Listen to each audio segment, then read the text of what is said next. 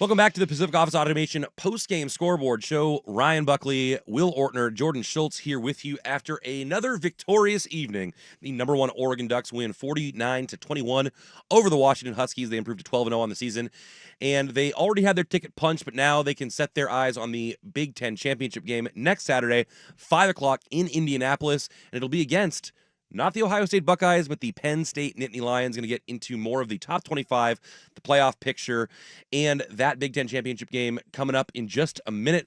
But first, a couple other top performers from tonight, and guys that I feel like maybe we haven't even given enough run to yet. You mentioned this as an aside, and I didn't realize that he had achieved this milestone. Another huge game for this player tonight, as a part of an already huge season, maybe an All-American season. Matteo Uiagalelei balled out again. Yep, he's your second leading tackler. He has 6 total, 3 solo. He's got 2 sacks. He's got 2 TFLs. The guy was flying around there multiple other times where it's like Mateo's just about to get there, and then, Tatum Tuioti got that sack. Jordan Birch got that sack. He is a wrecking crew unto himself. We talked about this, or maybe I have in my own car to myself. The biggest thing that happened for this Oregon program was Dante Moore decommitting when Dillingham left, and Coach Lanning took a lot of that NIL money that was set aside for Moore and used it to grab guys like Woodard, but more importantly, to go in and grab Matteo Uiagalelei. Matteo Uiagalelei is the best defensive end prospect, I believe, that they have had with true production on the field in the last 10 years. And I know that's a big talk because of what Kayvon Thibodeau was, but I don't remember Kayvon Thibodeau performing the way that Uiagalelei is. He is a baby. He's 19 years old. He still has baby fat, as Anthony would say. He's only going to get better. He's able to beat players with power. He's able to beat offensive linemen who are stronger than him, who are bigger than him. He's able to get that long arm, use technique, and get that leverage so that he can knock them off the ball with his power. He's able to run around them when you need big stops. Who seems to come up with them every single time? The true sophomore defensive end. Matteo Uiagalelei has been massive this season, and don't be shocked if you start hearing him for that 2026 NFL draft and people talking about him as being a top 5 pick. He is that talented, and he's performing at an equal to higher level than what his talent is. He affects the game pretty much like you talk about the Ducks not having somebody for the last 10 years. I mean, it's like all the way back to Haloti Ngata. He was like a top 10 overall pick, and even Igor Olshansky, who was like the best lineman the Ducks had on the defensive side for 3 seasons, he got drafted in the 2nd round, and now you're seeing right after Kayvon something better. I didn't think you could get better than Kayvon Thibodeau. Are you DNU? Are you becoming DNU? Boy, because you have Kayvon Thibodeau come in. Man. He's a top 5 pick. And this isn't to downplay Kayvon Thibodeau, Not at because all. as a true prospect, Kayvon was rated higher than Matteo, which is hard to do. But Kayvon Thibodeau, I don't think that he quite had the production to this extent that Matteo has had. Certainly not. He had moments of pure brilliance that I don't know that even Matteo could necessarily touch. His special flashes might have been the brightest of any flashes. 100%. But Mateo's doing it over and over again, and he is always available for you. And to a point, he's kind of overshadowed Birch.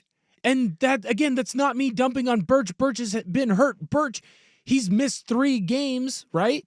And he has 8.5 sacks. I think he's been a wrecking ball himself. Well, Birch has been the recipient of all the kind of like freak show The hype. chaos. Well, Yeah. and just like that he's this otherworldly like And he physical prospect, and that is all true. But I think if anything, it's kind of kept the college football world from becoming aware of just how good Matteo Uiagalelei is. Yes. And you're right.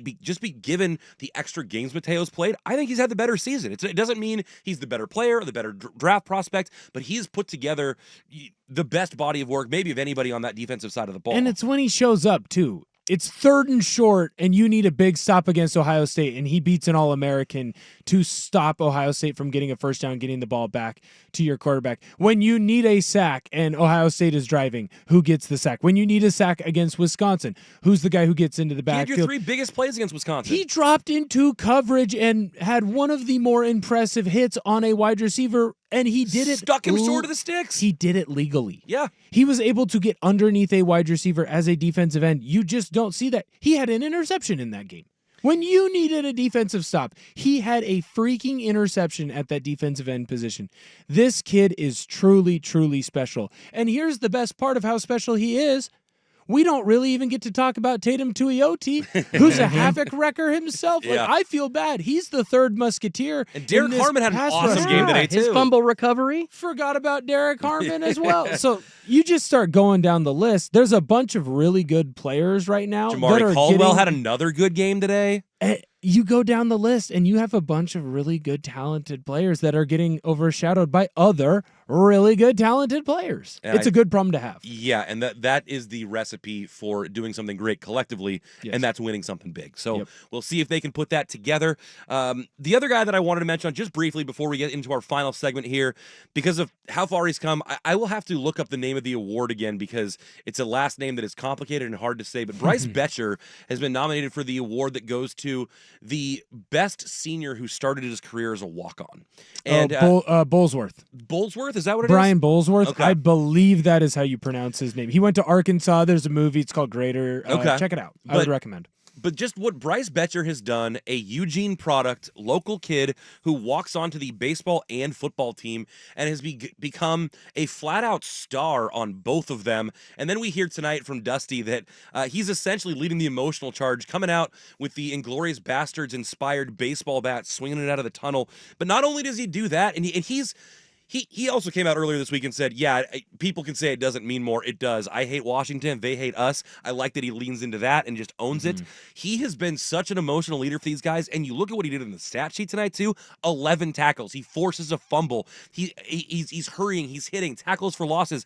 He is doing it all for you, and he never even got a scholarship offer. It's unbelievable, and it's such a cool story. I had a friend tell me tonight when Bryce Beter opens up his car dealership in Eugene in 2040, I'm buying. The guy is a certified Eugene legend for what he's done on the diamond and the gridiron, and the fact that it all started for him right there in Eugene. Awesome story, and it's capped off with an awesome senior night for him. Well, it also shows there are late bloomers sometimes. Yes. Not everyone reaches their full potential at 16 and 17 when most of these Big Ten players are getting their scholarship offers. So as a player, sometimes you do need to trust yourself and bet on yourself. Say, hey, I can be a good enough player to play baseball at Oregon. I can be a good enough athlete to play football at Oregon and stick with it. I mean, there have been multiple big-time transfers that have come in to play that linebacker position, and year after year, Bryce Beter just keeps beating them out year after year after year. And that's not because you don't have dudes there. It's because that guy has earned his keep. They're talented too, but Bryce Beter just keeps showing that he is a truly special player. He'll be one of those all-time Ducks, and I hope, I want for him to have the great baseball career that seems to be out in front of him, or the great football career if that's what he chooses to do also or instead of. But if it doesn't happen, he will be someone that walks around the campus of Oregon where, like, my little kids, if they end up becoming Oregon Ducks, will be like, oh, that's Bryce Beter. That's that guy my dad always talks about being a great player. Bryce Beter. Also, Brandon Burlsworth. Burlsworth. There you go. I had to go back. It's Brandon Burlsworth. He was So a the Burlsworth offensive trophy or lineman. the Burlsworth I think you were Award. thinking of the Boz. I combined them. Yeah, It's, you said Bosworth, thinking of the Bosworth. I thought it was an O. It's a U. okay. Guess what? Hawkins an accent. It strikes again. He played O-line for Arkansas. I believe he was drafted by the Colts. It's a good Let's movie. hope it's the Better Great. Award by the end of the season.